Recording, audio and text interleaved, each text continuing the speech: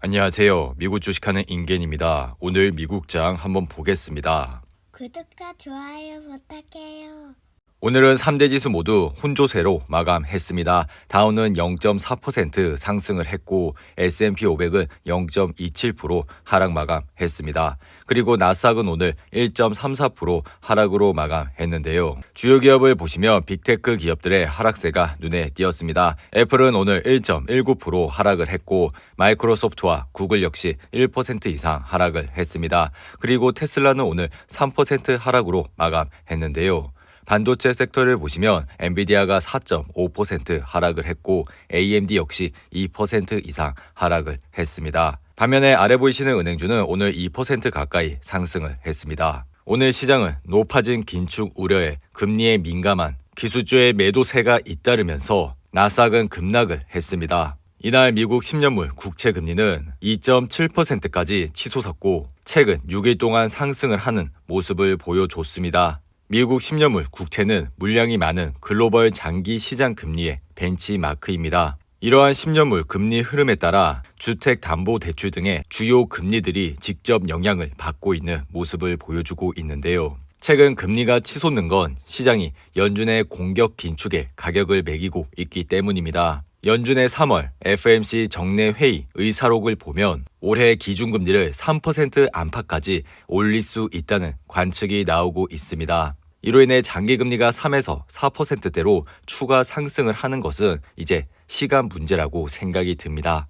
도이치뱅크는 앞으로 3번의 FOMC 정례 회의에서 기준금리를 50bp씩 인상할 것이라고 전망을 했고 웰스파고는 연준이 올해 2차례 50bp 금리 인상에 나설 것이라 언급했습니다. 뿐만 아니라 오늘은 국제 유가마저 상승을 했습니다. WTI 가격은 2% 가까이 상승을 하여 배럴당 97.84달러에 거래를 마쳤습니다. 유가가 이렇게 오른 건 유럽연합이 러시아산 석탄 수입 금지를 포함하는 5차 대러 제재를 가했기 때문입니다. 이러한 영향으로 인해 나스닥 시장은 오늘 1.34% 하락을 했고 RSI는 46까지 내려왔습니다. 뿐만 아니라 오늘은 13,800불이라는 지지선을 깨고 내려온 모습을 보여줬는데요. 최근 나스닥 시장은 12,550불이라는 바닥을 찍고 급격하게 상승을 하는 모습을 보여줬습니다. 그리고 14,600불을 찍고 다시 증시는 내려오고 있는 모습을 보여주고 있는데요. 월가의 공포지수라 불리는 빅스 지수는 오늘 7% 이상 하락을 하여 22.83으로 마감을 했습니다. 그리고 앞으로 시장은 다음 주부터 본격적으로 시작하는 미국 기업들의 어닝 시즌에 주목할 것으로 보여집니다. 다음 주는 JP모건과 블랙락을 시작으로 웰스파고와 모건스탠리 그리고 골드만삭스 등의 은행주들의 실적이 발표가 되는데요. 뿐만 아니라 4월 12일은 CPI 데이터가 발표가 됩니다. 현재 시장은 이러한 CPI가 8%를 넘어 8.5%까지 오를 가능성이 있다고 보고 있는데요. 그리고 로빈후드는 오늘 7% 가까이 하락을 했습니다. 로빈후드는 골드만삭스가 투자 의견을 매도로 하향 조정하면서 이렇게 주가가 급락을 하는 모습을 보여줬는데요. 반면에 옥시덴탈의 주가는 어제에 이어 오늘 다시 상승을 했습니다. 옥시덴탈은 오늘 7% 이상 상승을 하여 주가는 61불대까지 상승을 했는데요. 옥시덴탈의 차트를 보시면 오늘 상승으로 인해 아래 보이시는 RSI가 66까지 올라왔습니다. 최근 워렌 버핏이 54.42달러에 옥시덴탈 주식을 대량 매수를 했고 이로 인해 옥시덴탈의 주가는 급등을 했음에도 불구하고 주가의 흐름세는 상당히 좋은 모습을 보여주고 있습니다. 만약 옥시덴탈의 주가가 54불대까지 내려오게 된다면 관심을 가져주시면 좋을 것 같은데요. 이렇듯 워렌 버핏이 투자한 기업은 지속적으로 모니터링을 하시면서 주가가 많이 떨어졌을 때 관심을 가져주시면 좋을 것 같습니다. 그리고 이팸 역시 오늘은 10% 이상 상승을 했습니다.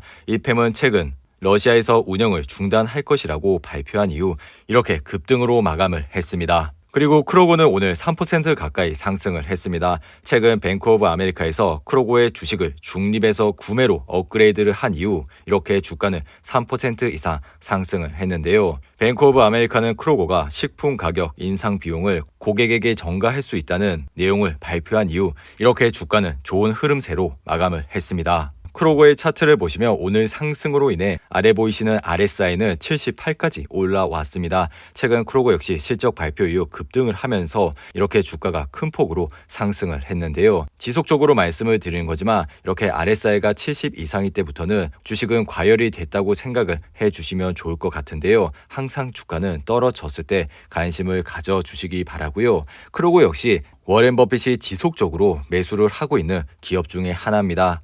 지난 2020년 코로나 팬데믹이 발생을 했을 때 워렌 버핏은 크로고의 주식을 평단가 28불 근처에서 매수를 한 것으로 밝혀졌는데요. 그 이후 크로고의 주식은 지속적으로 상승과 하락을 하면서 우상향을 하는 모습을 보여줬습니다. 앞서도 말씀을 드렸지만 워렌 버핏이 대량으로 주식을 매수한 기업은 꾸준히 모니터링을 하시면 좋을 것 같다고 말씀을 드렸는데요. 크로고 역시 이전 저점을 보시면 RSI가 30대 초반까지 내려가는 모습을 보여주고 있습니다. 그리고 그 이후 반등을 하는 모습을 보였고, 만약 이러한 포인트들이 오게 된다면은 크로고의 주가도 관심 깊게 봐주시기 바라고요. 작년과 재작년 중소형주들이 급격하게 상승을 했지만 작년 말부터 하락을 시작하면서 현재는 50% 이상 하락을 하는 모습을 보였습니다. 하지만 이러한 크로고 같은 주식은 지속적으로 우상향을 하고 있고 이미 버크셔 해서웨어 같은 좋은 기업에서 매수를 했기 때문에 이러한 것을 유심히 참고해 주시고 투자를 해 주시면 좋을 것 같습니다. 그리고 만약 이러한 사항들이 굉장히 귀찮다고 생각이 드신다면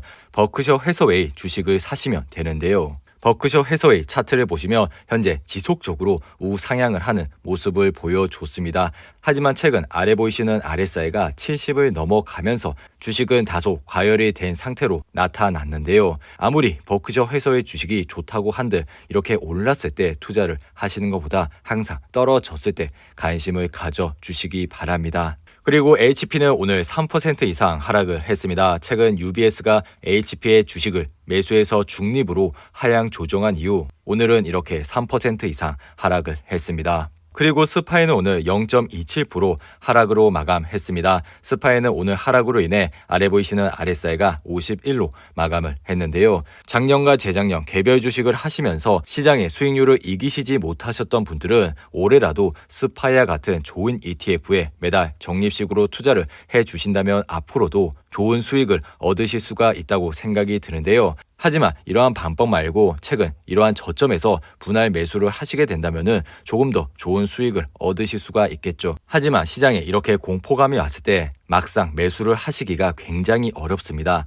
그렇기 때문에 이러한 사항을 고민하시지 마시고 매달 적립식으로 투자를 하시라고 말씀을 드렸는데요. 스파이는 이렇게 지속적으로 우상향을 하는 흐름을 보였고 지난 30년 동안 꾸준히 우상향을 하는 모습을 보여줬기 때문에 이러한 ETF에 매달 적립식으로 투자를 해주시면 좋을 것 같습니다. 그리고 주식시장의 Fear and Greed 지수는 오늘 48로 마감을 했습니다. 항상 시장이 공포감에 있을 때 시장을 주목해 주시기 바랍니다. 이상으로 오늘의 영상은 이렇게 마무리를 하고요. 오늘 하루도 잘 버티신다고 고생하셨습니다. 여러분들의 후원은 영상 제작에 큰 힘이 됩니다. 하단의 멤버십 가입과 지속적인 시청 부탁드립니다. 오늘 하루도 즐겁고 행복하게 보내시기 바랍니다.